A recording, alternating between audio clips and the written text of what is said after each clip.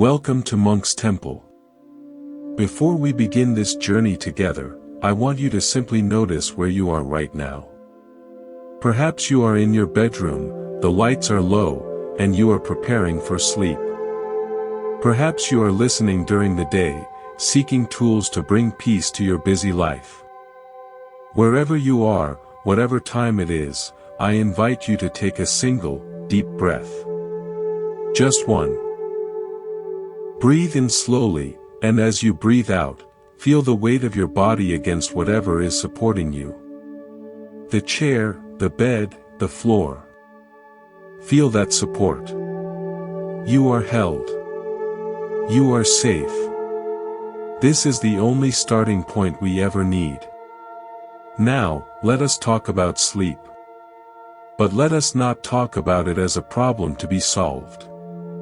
Let us talk about it as a lost language, a native tongue we have forgotten how to speak. When we are born, we know how to sleep. An infant does not strategize about sleep.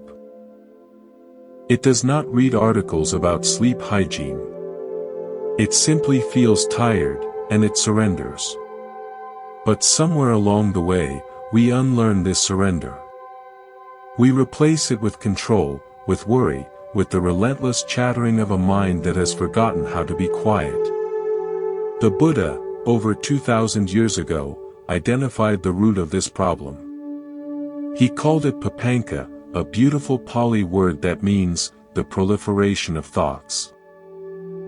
It is the mind's tendency to take a simple sensation or idea and multiply it into a complex web of stories, judgments, and emotions. A single thought about a mistake you made at work today can proliferate into a full-blown movie about losing your job, losing your home, and ending up alone. All from one tiny spark. And this proliferation, this non-stop mental movie, is the number one enemy of sleep. You are not lying in bed awake because your body is not tired. You are lying in bed awake because your mind is a projector that will not stop running the film. So, the question becomes not, how do I force myself to sleep, but rather, how do I gently ask the projectionist to take a break? How do we create the conditions for the mind to settle, like mud in a clear stream? The answer lies in understanding that sleep is not a light switch. It is a harvest. You cannot force a field of wheat to grow by yelling at it. You can only prepare the soil, plant the seeds, ensure it has water and sun, and then, you must wait. You must trust. Sleep is the same. It is the harvest of a day lived consciously. It is the natural result of a mind that has been gently guided towards peace in its final waking hours.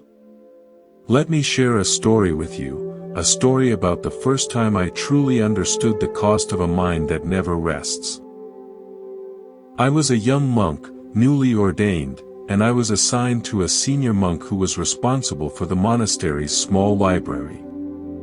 This monk, whose name was Venerable Nanda, was incredibly kind, but he was also what you might call a worrier.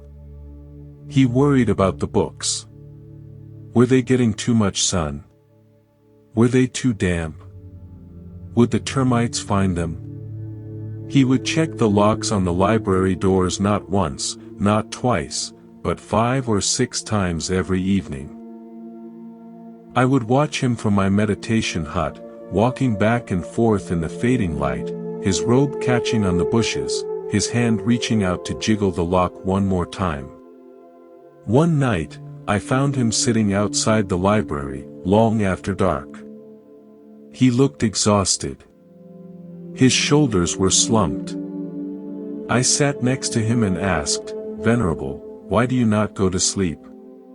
The doors are locked. I saw you check them." He looked at me with sad eyes. "I know they are locked," he said. "But my mind will not lock. It is still out here, checking. It is still worrying about the damp, and the sun for tomorrow, and the termites that might come next week. My body is here, but my mind is everywhere else. In that moment, I understood. Venerable Nanda was not suffering from insomnia. He was suffering from a mind that had never learned to arrive. He was physically present, but his consciousness was scattered across time, worrying about the future, replaying the past. He had never given himself permission to stop being the librarian and simply be a human being, resting under the stars. If you are finding value in these teachings and wish to continue this journey toward a peaceful mind, please consider subscribing to Monk's Temple. It is a simple gesture that tells the algorithm you wish to find more of this kind of peace in your feed. It helps us continue to share these ancient practices with the world. This is the condition of the modern world. We are all Venerable Nanda.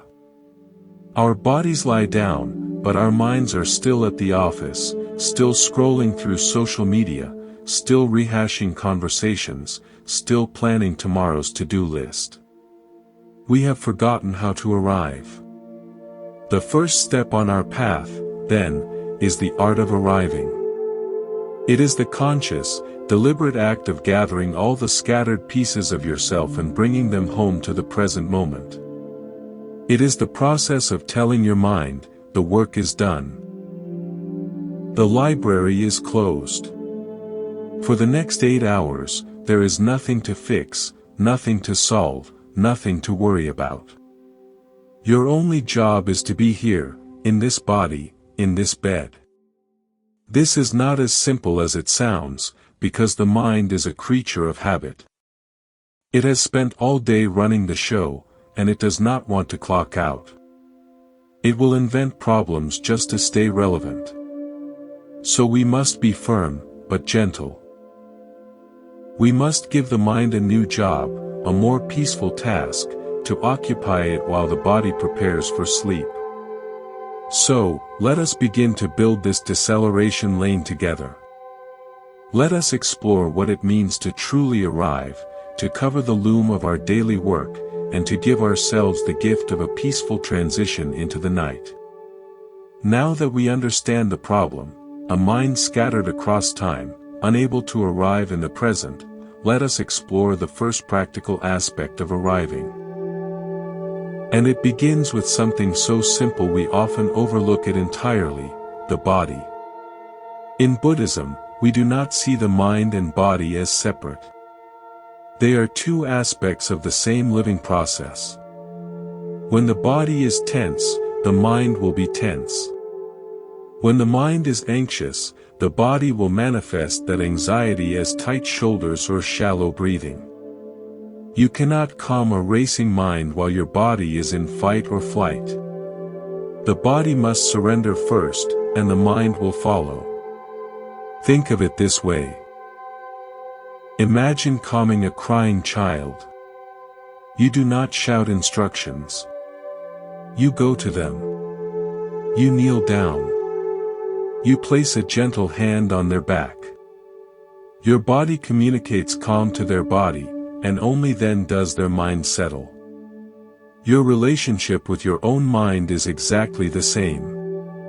You must approach it physically, through the body, with gentleness. This is why the first act of arriving must be physical. It must signal safety to your nervous system. In the monastery, we have a simple practice before bed. We wash our feet. That is all. Just washing the feet. But we do it with full awareness.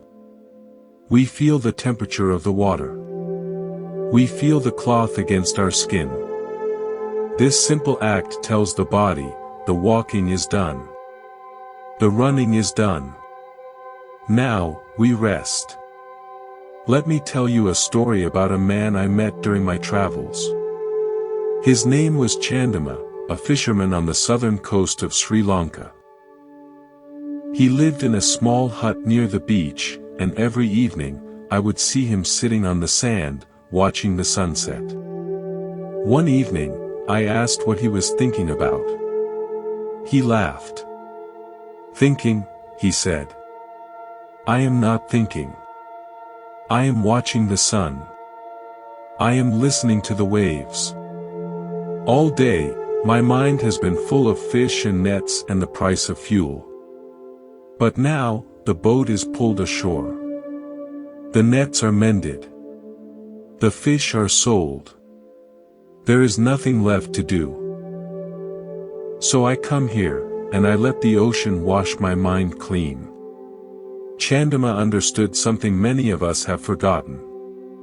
He understood that the mind needs a ritual of release. He did not force his thoughts to stop. He gave them something beautiful to rest upon.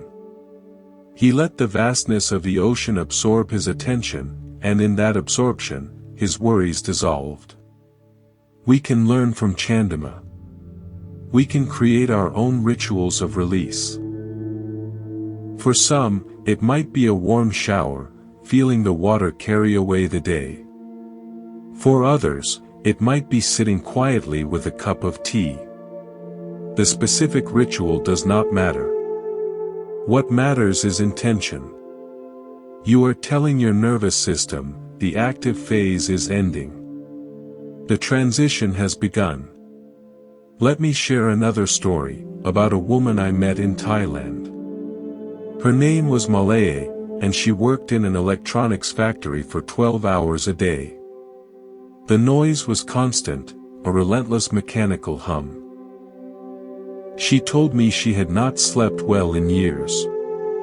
Her mind would race at night, filled with the ghost sounds of the machines. I asked what she did before bed. She said she went straight from the factory, ate quickly, and collapsed onto her mattress, scrolling on her phone until her eyes burned. She was bringing the factory home with her. She was bringing the noise into her bed. I suggested a small change.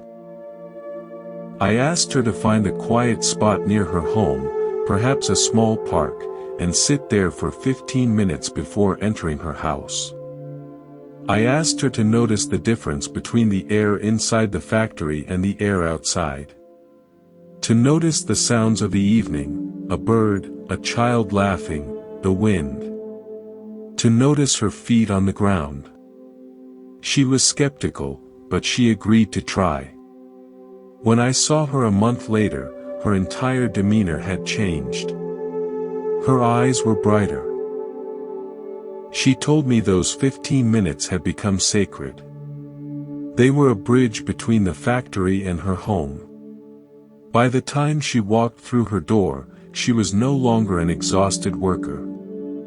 She was simply Malaye, ready to rest. This is the power of a transition ritual. It creates a boundary. It tells the day that it is time to end. Without this boundary, the day leaks into the night. The stress follows you to bed. In the monastery, we say, how you end your day is how you begin your night. How you begin your night is how you shape your tomorrow. The transition ritual is the doorway between these worlds. It must be crossed with awareness. Consider your own transition. What is the bridge you cross between your busy world and your sanctuary of sleep? If you have no bridge, you are simply jumping across a chasm every night, and sometimes, you fall in. Build a bridge. Make it intentional. It could be lighting a candle. It could be writing down 3 things you are releasing from the day. It could be 5 minutes of stretching, feeling each muscle let go. Whatever you choose, do it every night. The mind learns through repetition. It learns that after the shower, after the tea, after the candle is lit, it is time to power down. In the next part, we will explore what happens when you finally arrive at the bedside, and how to handle the mind when it tries to start its projector again. But for now, simply consider your bridge. It is the first step on the path to peaceful sleep. You have built your bridge. You have crossed from the active world into the sanctuary of your home. Now, you arrive at the bedside. This is the threshold. This is where the real practice begins. Because here is what happens next. You lie down. You close your eyes. And suddenly, the mind, which has been waiting patiently all day, sees its opportunity. The distractions are gone. The phone is in another room. And the mind says, finally. Now you will listen to me. And it begins. The replay of the embarrassing conversation from years ago. The worry about tomorrow. The endless loop of dissatisfaction. This is not a sign that you are failing. This is simply what minds do. The Buddha compared the mind to a monkey swinging through the trees, grabbing one branch, letting it go, grabbing another. It never rests. And when you lie down in the darkness, that monkey becomes very active because there are no other branches to distract it. So what do? We do not fight the monkey. Fighting only makes it more agitated. Instead, we give the monkey a different kind of branch to hold. We give it something beautiful, something peaceful, that will gradually slow its swinging until it finally grows still.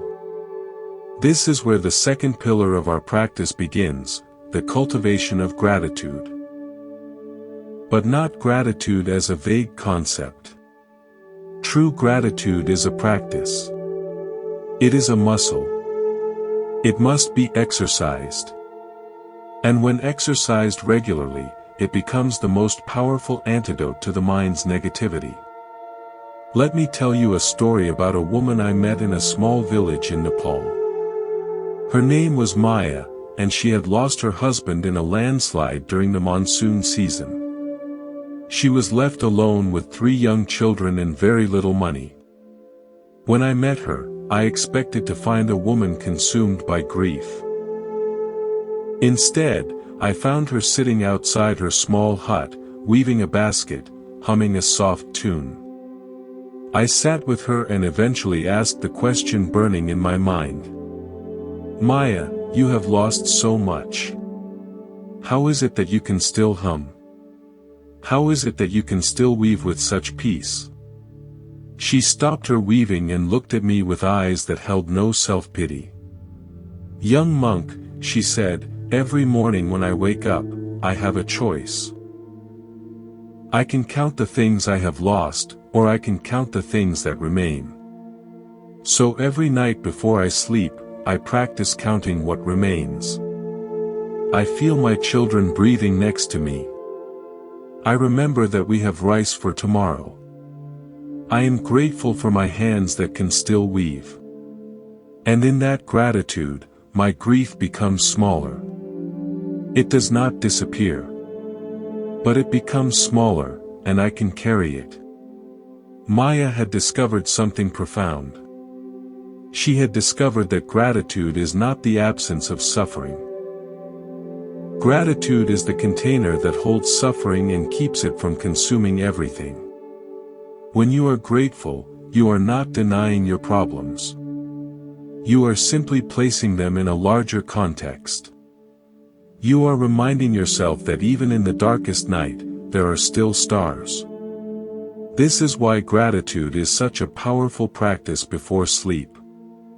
Because the mind, left to itself, will always magnify the negative. It will take one small worry and expand it until it fills the entire sky. This is an ancient survival mechanism. Your brain is wired to look for threats. But in the modern world, this wiring becomes a liability. It creates anxiety where no danger exists. Gratitude interrupts this pattern. When you deliberately focus on what is good, what is working, what you have received, you are retraining your brain. You are telling your nervous system, I am safe. I am surrounded by gifts. I am not alone. Let me share another story, this time about a businessman I met in Singapore. His name was Raj, and he was tremendously successful by any external measure. He had a beautiful apartment, a luxury car, and more money than he could spend. But he could not sleep. He would lie awake at night, his mind racing with deals that might fail, competitors who might overtake him. I asked him to try a simple experiment. Every night before sleep, I asked him to recall 3 specific things that had gone well that day. Not big things. Just 3 small moments of goodness. A kind word from a colleague. A delicious cup of coffee. A moment of laughter with his daughter. He looked at me like I was insane. 3 small things. My problems are enormous. How will small things help? I told him to try it for 1 week. Just 1 week. He agreed, more out of politeness than conviction. When I saw him a month later, he told me something remarkable. He said the first few nights, he struggled to find even 3 things. His mind was so trained on problems that it could not see the small gifts. But he kept trying. And slowly, something shifted. He started noticing the small goodness during the day, because he knew he would have to recall it at night. His attention began to reorient itself. And as he lay in bed, recalling these small moments, his mind would slow. The worries would fade. And sleep would come more easily. This is the power of gratitude. It is not wishful thinking. It is a deliberate retraining of attention. And attention, when trained on goodness, becomes a gateway to peace. So tonight, when you lie down, try this. Before you reach for a worry, reach for a gift. Find 3 things from your day, no matter how small, that you can genuinely appreciate. The warmth of your blanket. The taste of your evening tea. A moment of connection with another person. Hold each one in your mind. Feel the feeling of it. Let the gratitude wash through you. You are not ignoring your problems. You are simply creating a larger space in which to hold them. And in that larger space, they will not crush you. They will simply be there, among many other things, including beauty, including kindness, including peace. You have built your bridge. You have crossed from the active world into the sanctuary of your home. Now, you arrive at the bedside. This is where the real practice begins. Because here is what happens next. You lie down. You close your eyes. And suddenly, the mind, which has been waiting patiently all day, sees its opportunity. The distractions are gone. The phone is in another room. And the mind says, finally. Now you will listen to me. And it begins. The replay of the embarrassing conversation from years ago. The worry about tomorrow. The endless loop of dissatisfaction. This is not a sign that you are failing. This is simply what minds do. The Buddha compared the mind to a monkey swinging through the trees, grabbing one branch, letting it go, grabbing another. It never rests. And when you lie down in the darkness, that monkey becomes very active because there are no other branches to distract it. So what do? We do not fight the monkey. Fighting only makes it more agitated. Instead, we give the monkey a different kind of branch to hold. We give it something beautiful, something peaceful, that will gradually slow its swinging until it finally grows still. This is where the second pillar of our practice begins, the cultivation of gratitude. But not gratitude as a vague concept. True gratitude is a practice. It is a muscle. It must be exercised. And when exercised regularly, it becomes the most powerful antidote to the mind's negativity. Let me tell you a story about a woman I met in a small village in Nepal. Her name was Maya, and she had lost her husband in a landslide during the monsoon season. She was left alone with 3 young children and very little money. When I met her, I expected to find a woman consumed by grief. Instead, I found her sitting outside her small hut, weaving a basket, humming a soft tune. I sat with her and eventually asked the question burning in my mind. Maya, you have lost so much. How is it that you can still hum? How is it that you can still weave with such peace? She stopped her weaving and looked at me with eyes that held no self-pity. Young monk, she said, every morning when I wake up, I have a choice. I can count the things I have lost, or I can count the things that remain. So every night before I sleep, I practice counting what remains. I feel my children breathing next to me. I remember that we have rice for tomorrow. I am grateful for my hands that can still weave. And in that gratitude, my grief becomes smaller. It does not disappear. But it becomes smaller, and I can carry it. Maya had discovered something profound. Gratitude is not the absence of suffering. Gratitude is the container that holds suffering and keeps it from consuming everything. When you are grateful, you are not denying your problems. You are simply placing them in a larger context. You are reminding yourself that even in the darkest night, there are still stars. This is why gratitude is such a powerful practice before sleep. Because the mind, left to itself, will always magnify the negative. It will take one small worry and expand it until it fills the entire sky. This is an ancient survival mechanism. Your brain is wired to look for threats. But in the modern world, this wiring becomes a liability. It creates anxiety where no danger exists. Gratitude interrupts this pattern. When you deliberately focus on what is good, what is working, what you have received, you are retraining your brain. You are telling your nervous system, I am safe.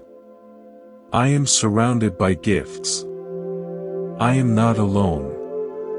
Let me share another story, about a businessman I met in Singapore. His name was Raj, and he was tremendously successful.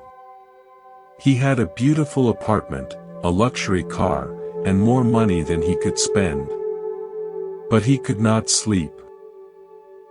He would lie awake at night, his mind racing with deals that might fail, competitors who might overtake him. I asked him to try a simple experiment. Every night before sleep, I asked him to recall 3 specific things that had gone well that day. Not big things. Just 3 small moments of goodness. A kind word from a colleague. A delicious cup of coffee. A moment of laughter with his daughter. He looked at me like I was insane. 3 small things.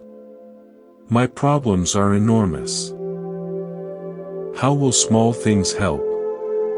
I told him to try it for 1 week. He agreed, more out of politeness than conviction.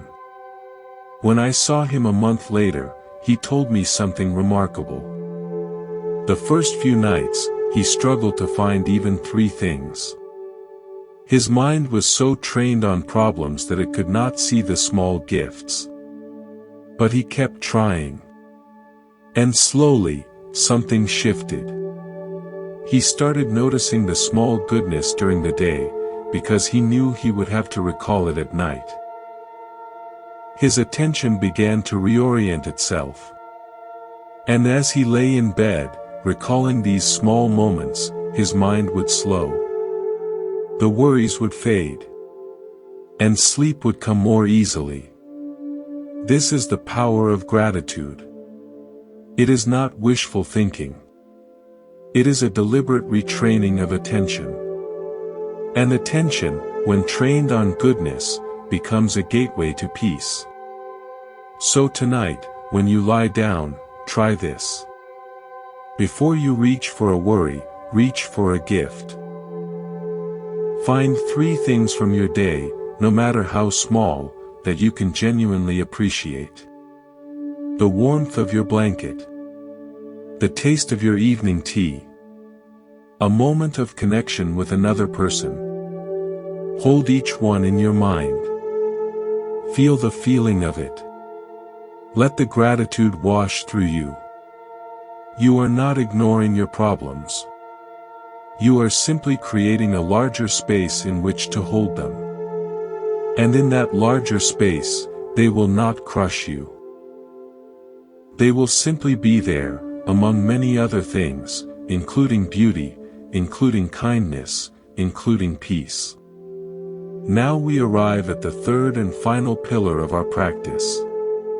You have built your bridge and crossed into stillness. You have planted the garden of gratitude, filling your mind with small moments of goodness. Now, you lie in the darkness, your body relaxed, your heart full. But there is one more layer to this practice, one more anchor to drop into the depths of your consciousness. This final practice is the recollection of your own goodness. This might sound strange. In modern culture, we are often taught that thinking about our own good deeds is arrogance or self-promotion. But true humility is not thinking less of yourself. It is thinking of yourself less. And the recollection of your own goodness is not about ego. It is about establishing a compassionate relationship with the person you will spend the rest of your life with, yourself. Many people go to bed carrying a heavy weight. They carry the weight of things they did wrong. They replay mistakes. They feel guilt. They feel like they are not good enough. This is a terrible burden to bring into sleep. It is like trying to sail a boat filled with rocks. You will sink. You will not reach the peaceful shore. The Buddha understood that the mind needs to be encouraged. It needs to be reminded of its own potential for kindness.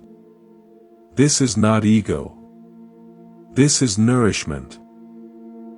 Just as a plant needs sunlight to grow, the mind needs the warmth of its own positive actions to flourish. Let me tell you a story from my own childhood, long before I became a monk.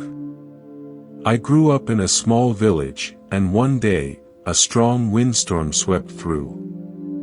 I found a small bird's nest that had been knocked from a tree. 2 tiny, featherless chicks were on the ground, shivering and cheeping weakly. They looked so fragile, so hopeless. My first instinct was to walk away. It was nature, after all. But something stopped me. I was just a boy, maybe 8 years old. I carefully picked up the nest with the chicks in it.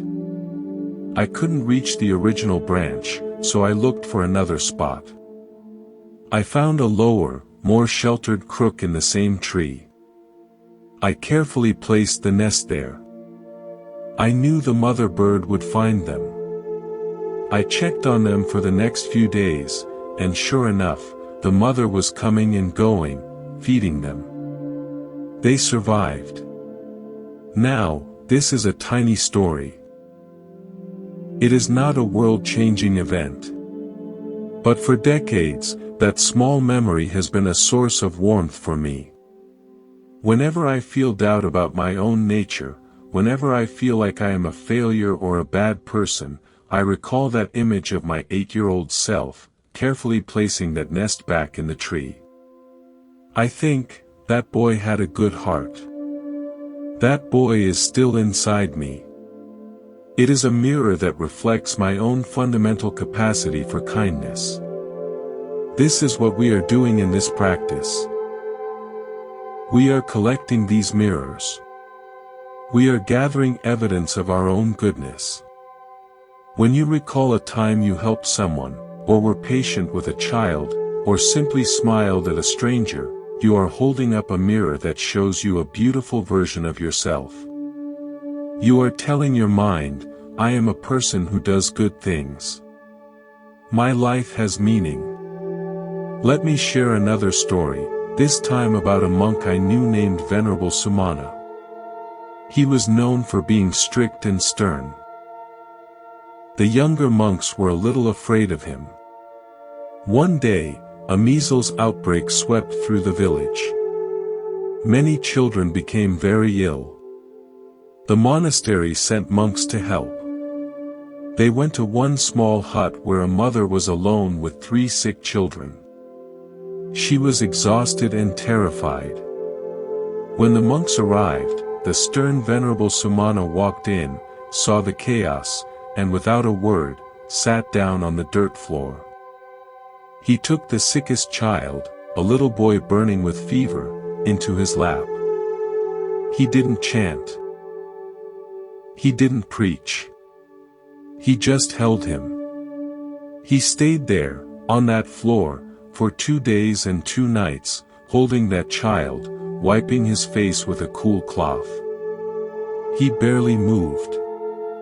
He barely slept. When the crisis passed, Venerable Sumana simply got up, walked back to the monastery, and resumed his quiet life. But for those of us who heard the story, he was forever transformed. We knew that behind that stern face was a heart of immeasurable compassion. Years later, I told him how much that story meant to me. He just shook his head and said, I don't remember it.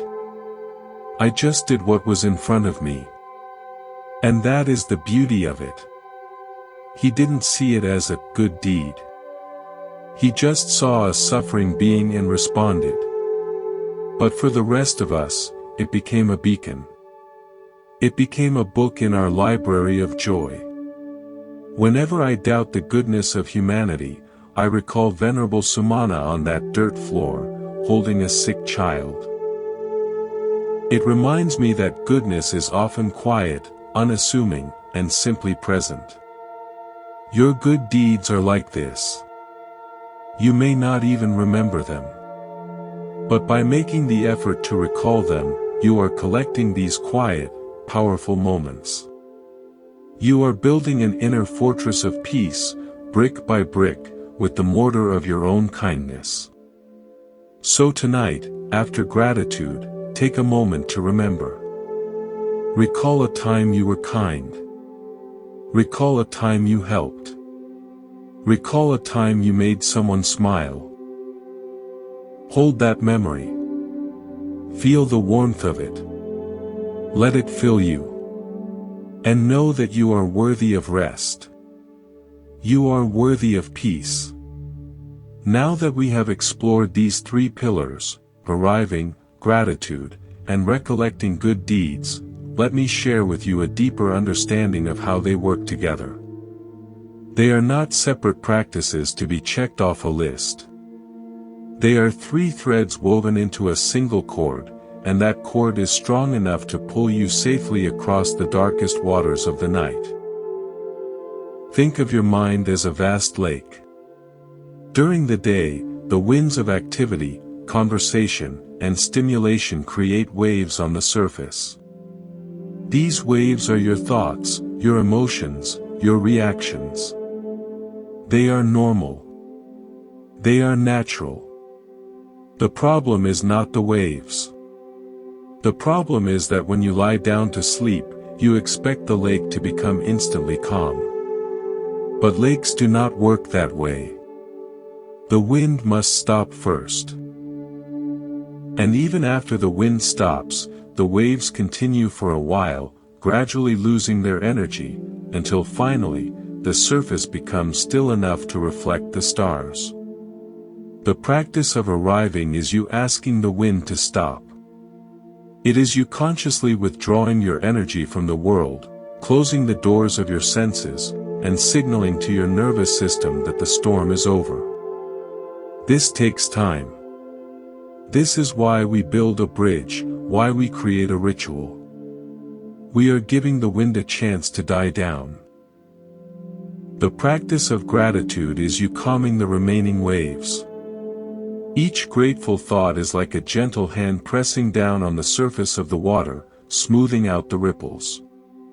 When you focus on what is good, you are not adding more wind. You are adding oil, which stills the waves and allows the lake to become mirror-like. And the practice of recollecting good deeds is you recognizing what lies beneath the surface. When the lake is calm, you can see to the bottom. You can see the treasures there, the kindness you have shown, the love you have given, the moments of genuine connection. You see that the bottom of your lake is not filled with mud and monsters. It is filled with pearls.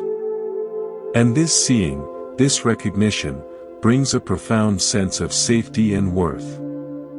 Let me tell you a story about a man who discovered this truth in a most unexpected way. His name was Tame, and he was a rice farmer in Vietnam. He had worked the same fields for over 40 years. His hands were cracked and rough. His back was bent from decades of labor. When I met him, he was old and frail, and he told me he could no longer sleep. I asked him what kept him awake. He said, "Regret, young monk. Regret for the things I did not do. For the words I did not say. For the chances I let pass." I sat with him for a while, watching the sun set over his rice fields. Then I asked him a different question. I asked him to tell me about one thing he had done in his life that he was proud of. Just one thing. He was silent for a long time. Then, slowly, a smile spread across his weathered face. He told me about a year when the rains had failed. The crops had withered. Families were hungry. He had a small store of rice saved for his own family, enough to last through the dry season. But he saw a neighbor with young children who had nothing. So he divided his rice and gave half away. That was 50 years ago, he said. I had almost forgotten. I asked him, when you remember that moment now, how do you feel? He closed his eyes. His breathing slowed. I feel warm, he said. I feel like that man, the one who shared his rice, is still here. He is still inside me. Tame discovered something that night. He discovered that his life was not only a story of regret. It was also a story of generosity. And by recalling that one good deed, he created a crack in the wall of his self-criticism. Through that crack, light entered. And in that light, he found peace. This is the power of this practice. You do not need a life of heroic deeds. You do not need to have saved anyone. You simply need to find one moment, just one, when you acted from kindness. Hold that moment. Let it speak to you. Let it tell you who you really are. Because who you really are is not your mistakes. Who you really are is not your failures. Who you really are is the awareness that chose kindness, even once. And that awareness is still here, still present, still capable of choosing peace. So tonight, after gratitude, go deeper. Ask yourself, what is one good thing I have done? It can be from today. It can be from 50 years ago. Find it. Hold it. Let it fill you. And know that you are worthy of rest. Let me share with you a teaching from the Buddha that illuminates why these practices work. He spoke of something called the 5 hindrances. These are the 5 obstacles that block the mind from peace, from clarity, from sleep. And when you understand them, you understand exactly why your mind rebels against rest. The first hindrance is sensory desire. This is the mind reaching out for more stimulation, more distraction. It is why you reach for your phone when you lie down. It is why you crave just one more video. The mind believes satisfaction lies in the next thing, and it will keep you awake searching for it. The second hindrance is ill will. This is the mind replaying arguments, holding on to grievances. It is why you lie awake rehearsing what you should have said. The mind believes that if it can just win the argument, it will find peace. But the argument never ends. The third hindrance is sloth and torpor. This is the heavy, dull quality that descends when you try to rest. It is not sleep. It is a fog that makes you drowsy but not peaceful. The mind uses this fog to avoid the deeper work of settling. The fourth hindrance is restlessness and worry. This is the monkey mind. It is the endless jumping from thought to thought. The mind believes that if it can just solve every problem, it will be safe. But there are always more problems. The fifth hindrance is doubt. This is the voice that says, "This will not work. You cannot change. You will never sleep." It undermines your effort before you begin. It convinces you to give up before you have truly tried. Now, here is what is beautiful. The 3 practices we are exploring directly address each of these hindrances. They are not random tips. They are a complete system for clearing the mind. The practice of arriving addresses sensory desire. When you create a ritual, when you put away your devices, you are telling the mind, the search for more is over. What you need is already here. You are satisfying the desire for stimulation with presence. The practice of gratitude addresses ill will and restlessness. You cannot be grateful and resentful at the same time. The 2 states cannot coexist. When you fill your mind with appreciation, you crowd out the space for grievance. The worries lose their energy because you are no longer feeding them. The practice of recollecting good deeds addresses doubt and sloth. When you remember your own goodness, you build confidence in your own nature. The doubt that says you are not good enough loses its power. You have evidence to the contrary. You have proof that you are capable of kindness.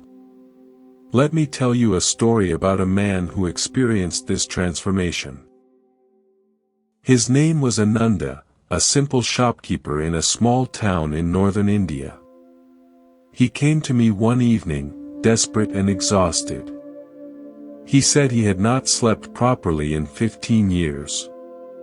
His mind was a tornado of worry, about his business, about his children, about his health. I asked him to describe his evening routine.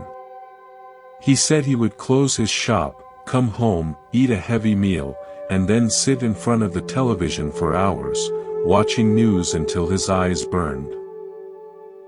Then he would stumble to bed, where his mind would immediately begin its torture. I suggested a small change. Just one small change. I asked him to turn off the television 1 hour earlier. I asked him to sit on his porch with a cup of herbal tea and do absolutely nothing for that hour. No phone. No television. Just sitting. Just watching the night sky. Just noticing the stars, the sounds of the evening, the feeling of the air on his skin. He looked at me like I was asking him to climb a mountain. Just sit there, he said. Doing nothing. My mind will kill me. I told him that doing nothing was exactly the point. It was giving his mind permission to stop performing. It was creating a gap between the world of activity and the world of rest. He agreed to try, though his doubt was visible. The first few nights were difficult, he later told me. His mind screamed for stimulation. It begged for the television. But he stayed on the porch. He watched the stars. He listened to the crickets. And slowly, something shifted. The screaming quieted. The tornado slowed to a gentle breeze. By the time he went to bed, his mind was no longer racing. It was simply present. Within a month, his sleep had transformed. He told me that sitting on the porch had become his favorite part of the day. He had discovered that peace was not something he needed to find or achieve. It was something he needed to allow. It was always there, waiting behind the noise. This is the invitation for you. Allow peace. Create the conditions. Build your bridge. Plant your garden. Remember your goodness. Address each hindrance with compassion. And then, simply let sleep come. It will. It always does when the mind is ready. Now let us bring all of these teachings together into a complete practice. Not just ideas to understand, but a living ritual you can enter tonight. Think of this as a guided journey. If you are listening before sleep, you can follow along right now. If you are listening during the day, you can return to these words tonight and let them guide you into rest. The journey begins before you reach your bed. It begins in the final hour of your waking day. This is your sacred time. Protect it fiercely. The world will try to steal this hour. Emails will arrive. Notifications will ping. Your own habits will scream for stimulation. But you must protect this time as if your life depends on it, because in a very real way, your peace depends on it. 1 hour before you intend to sleep, complete your work. Close the laptop. Put away the phone. Not on your nightstand where it can whisper to you. In another room. In a drawer. You are telling your mind with unmistakable clarity that the office is closed. The marketplace is closed. The seeking is done for today. Nothing more is required of you. Now, attend to your body with kindness. If you can, take a warm shower. Feel the water on your skin. This is not just cleaning. This is a ceremony of release. As the water runs, visualize it carrying away the day. See the stress of difficult conversations flowing down the drain. Feel the tension leaving your shoulders, your neck, your jaw. See the water turning from clear to gray as it absorbs your worries, and then watch it disappear. You are not the same person who entered this water. You are lighter now. You are cleaner, not just on your skin, but in your mind. If a shower is not possible, wash your face and your feet. Do it slowly. Do it with full awareness. Feel the temperature of the water. Feel the cloth against your skin. Feel the coolness as the water evaporates. This simple act, done with intention, tells your body, the walking is done. The standing is done. The chasing is done. Now we prepare for rest. Put on comfortable clothes. Clothes that do not bind or restrict. Clothes that say to your body, you can relax now. You do not need to perform for anyone. Dim the lights. Our bodies are ancient. They evolved over millions of years under the sun and the stars. They respond to light as a primary signal. Bright light says, be alert. Be active. Danger may be near. Dim light says, the sun is setting. Rest is coming. Prepare for safety. Work with your body, not against it. Give it the signals it understands. Now, find a comfortable place to sit. It could be on your bed, or in a chair nearby, or on a cushion on the floor. Sit quietly for a few minutes. You can have a cup of herbal tea if you wish. Hold the warmth in your hands. Feel the steam on your face. Breathe slowly. You are not doing anything. You are not achieving anything. You are simply arriving in your own life. After this period of quiet, it is time to plant your garden of gratitude. Begin to recall the gifts of your day. Start with the simplest things. The roof over your head. The bed that awaits you. The blanket that will keep you warm. These are not small things. Millions of people in this world do not have them. Feel genuine appreciation for these basic blessings. Then, move to the people in your life. Picture your mother. Your father. Whether they are with you or have passed, picture them.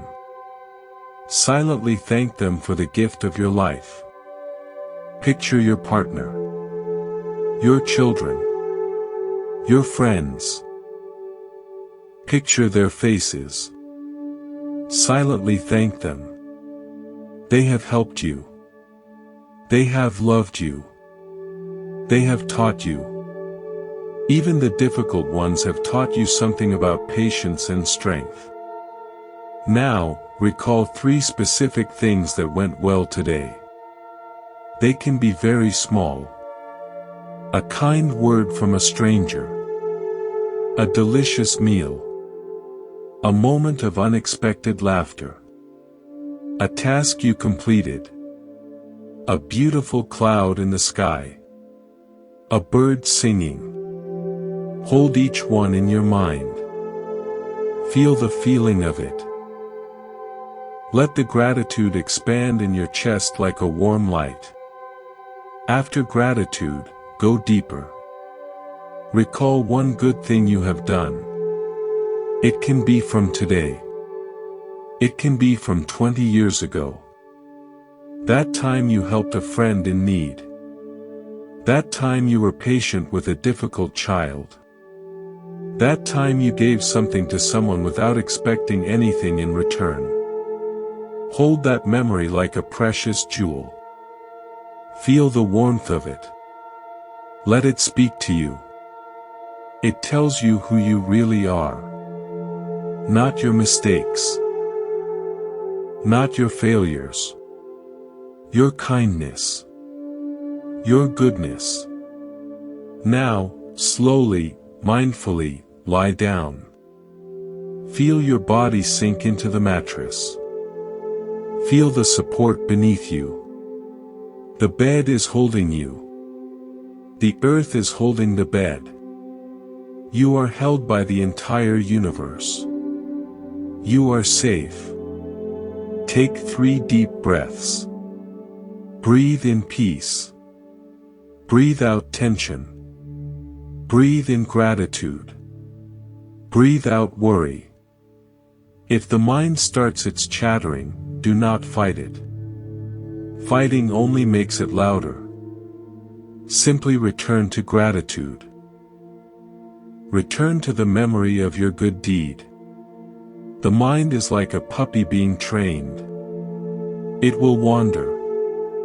Gently bring it back. Again and again. No frustration. Just patience.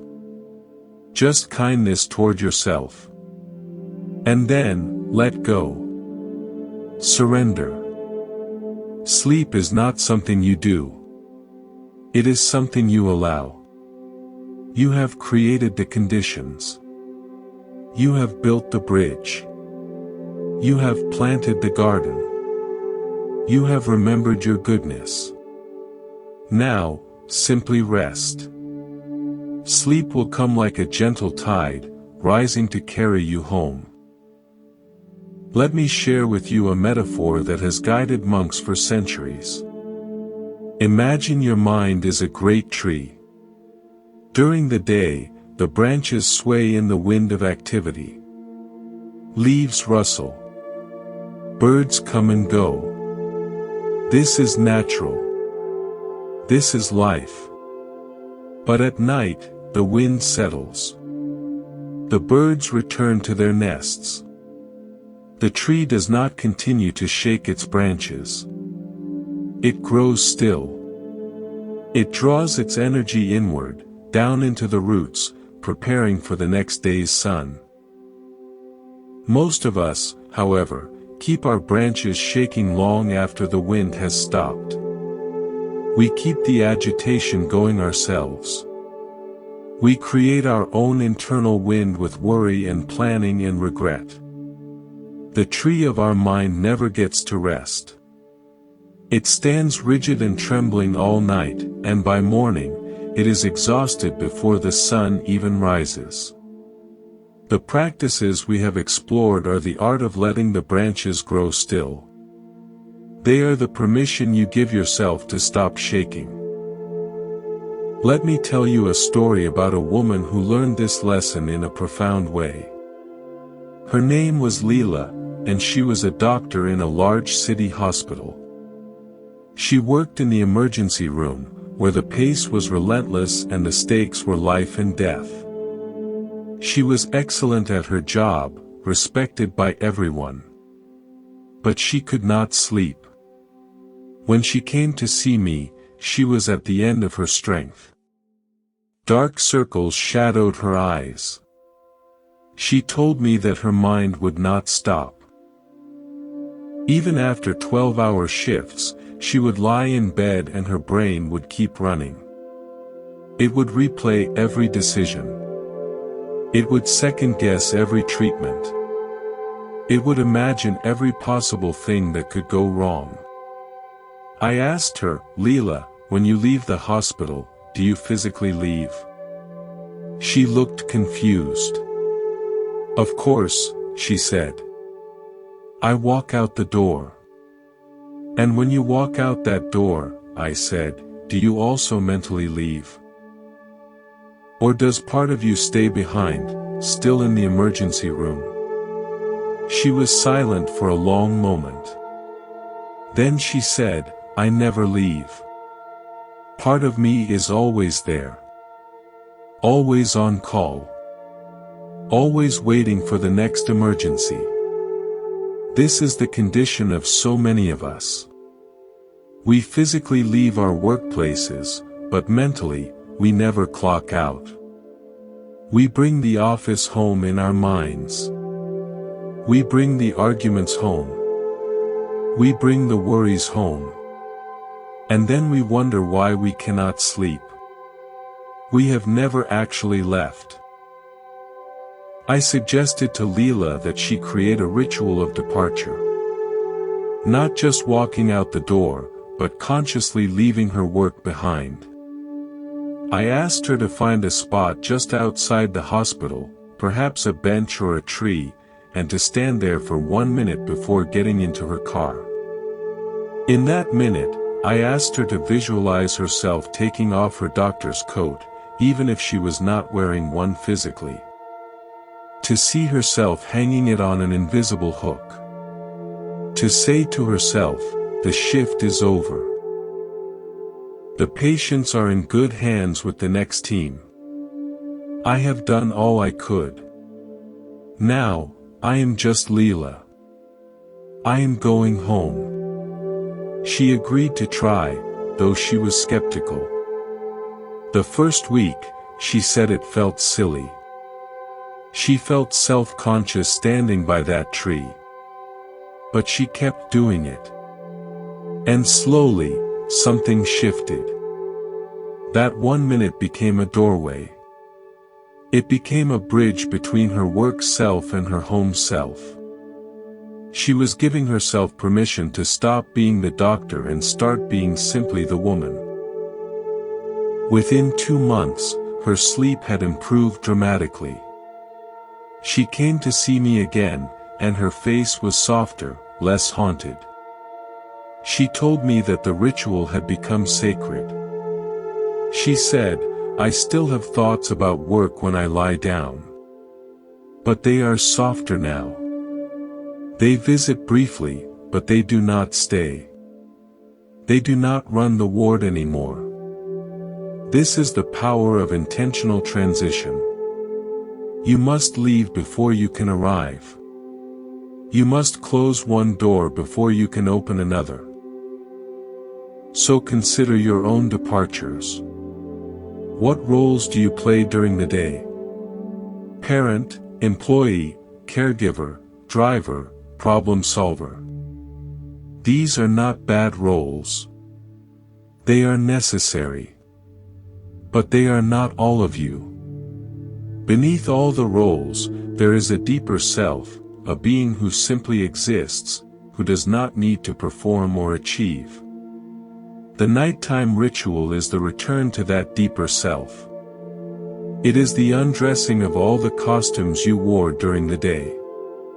The worried employee costume. The tired parent costume.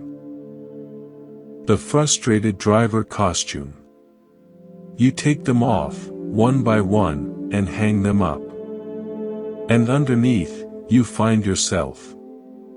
Just you. Breathing. Existing. Enough. This is what the tree teaches us. It does not try to be a tree. It simply is a tree.